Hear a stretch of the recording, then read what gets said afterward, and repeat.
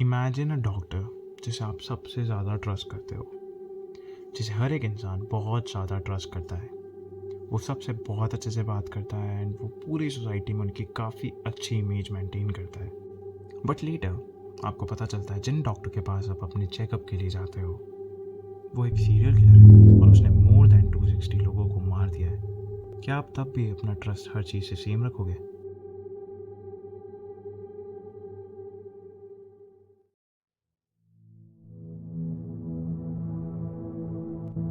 So hello guys, this is a story of a doctor जिसे doctor of death के नाम से भी जाना जाता है।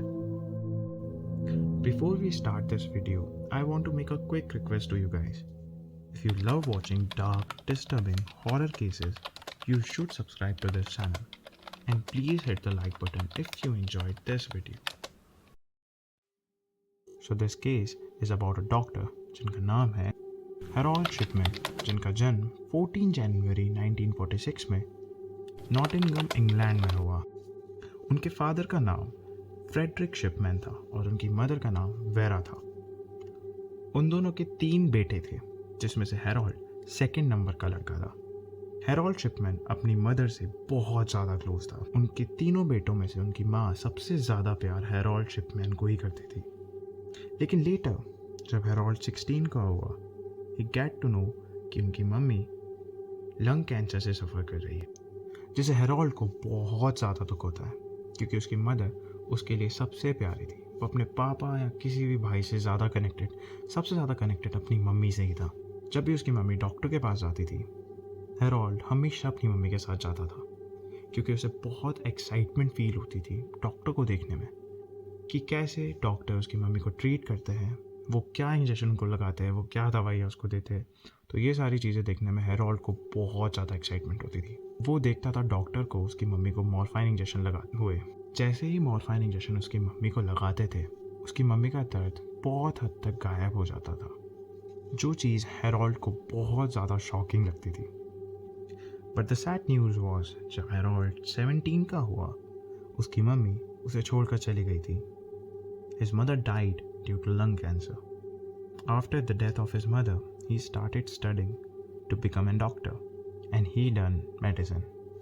उसने मेडिसिन, साइंस, डॉक्टर इसी फील्ड को चूज़ करना सही समझा क्योंकि वो इन चीज़ों से बहुत एक्साइटेड रहता था। और फिर कुछ टाइम बाद 1966 में नवंबर 5 को हेरोल्ड शादी कर लेता है।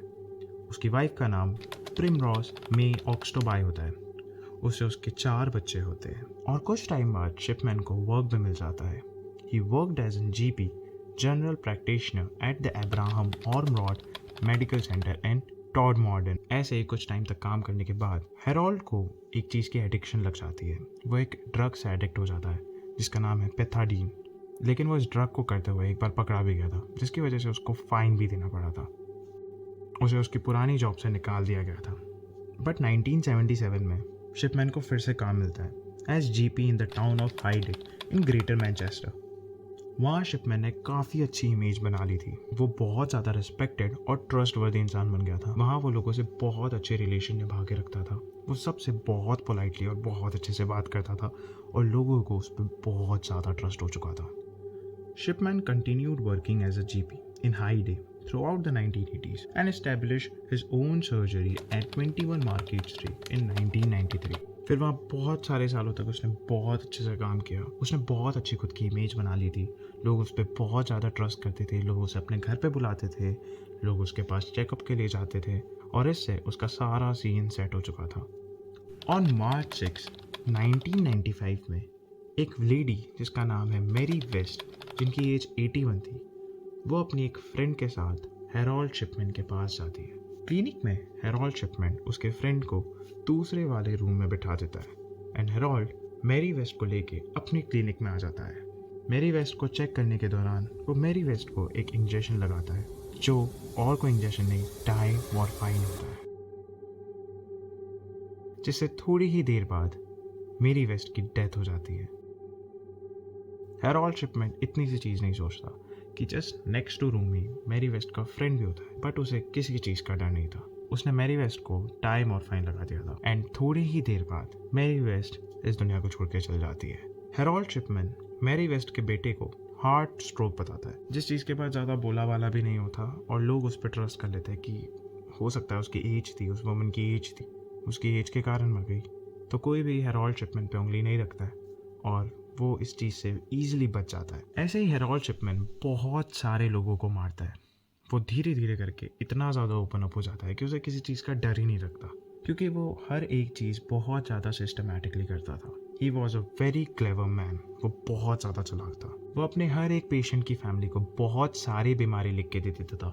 बट कुछ टाइम के बाद लोगों ने एक अजीब सा पैटर्न नोटिस करना चालू कर दिया था। शिपमैन के हॉस्पिटल में डेथ रेट बहुत ज़्यादा थी कंपेयर टू अदर हॉस्पिटल्स, जिससे पुलिस ने भी वहाँ इन्वेस्टिगेशन स्टार्ट कर दी थी। But due to lack of evidence वो हमेशा बच जाता था। शिपमैन ने ऐसे ही 260 से ज़्यादा लोगों को मौत के घाट उतार दिया था। शिपमैन की लास्ट विक्टिम थी कैथलीन ग्रंडी। वो एक फॉर्मर मेयर थी हाईडे की। Kathleen Grundy was found dead at her home on June 24, 1998. Shipman ने उनका cause of death old age बताया। After the death of Kathleen Grundy एक चीज़ थी जिससे पूरा डाउट हेरोल्ड शिपमैन पे आ गया था। जैसे ही कैथलीन ग्रंडी की डेथ होती है उससे पहले वो अपनी सारी प्रॉपर्टी हेरोल्ड शिपमैन के नाम कर देती है। कैथलीन ग्रंडी के 2 बच्चे थे। वो अपनी सारी प्रॉपर्टी अपने 2 बच्चों को छोड़ के किसी डॉक्टर के नाम क्यों करेगी? इसी डाउट के कारण पुलिस ने वहाँ इन्वेस्टिगेशन स्टार्ट करी। शिपमैन की हर एक चाल अब नाकामयाब साबित हो रही थी। अब वो कितना ही पुलिस को रोक ले, लेकिन अब कैथलीन ग्रंडी की बॉडी इन्वेस्टिगेशन के लिए ले ली गई थी। जब बॉडी को एग्जामिन किया गया तब उसमें डायमॉर्फाइन मिला, जिसके कारण हेरोल्ड शिपमैन को अरेस्ट कर लिया गया।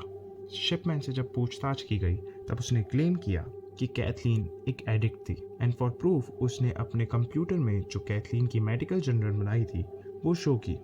But later police get to know कि जो जर्नल कैथलीन ग्रंडी की बनाई गई थी वो उसकी डेथ के बाद बनाई गई थी and it doesn't make any sense. Shipman was arrested. Shipman के अरेस्ट होने के बाद 15 और केसेस को एग्जामिन किया गया। उनकी पुरानी ग्रेव्स में से उनकी बॉडी निकालकर जब उनको एग्जामिन किया गया तब पता चला कि उनको भी डायमॉर्फाइन दिया गया था, जिससे ये पता चला कि जिन 15 बॉडी को एग्जामिन के लिए लिया गया है उन 15 में से 15 बॉडीज़ को डायमॉर्फाइन से मारा गया है, जिसके कारण हेरोल्ड शिपमैन को जेल हो गई एंड लेटर जेल में रहते वक्त शिपमैन ने खुदकुशी कर ली। 13 जनवरी 2004 को उसके 58th बर्थडे से एक दिन पहले ही शिपमैन ने खुद की ही जेल में जान ले ली। उसने सुसाइड अटेम्प्ट किया।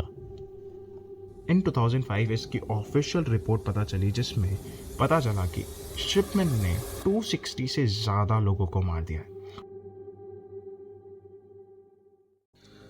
So this was the case of Harold Shipman and this is my first video. So I hope आपको ये वीडियो अच्छी लगी हो, and अगर आपको अच्छी लगी हो तो please hit the like button and subscribe to this channel. Thank you guys for watching.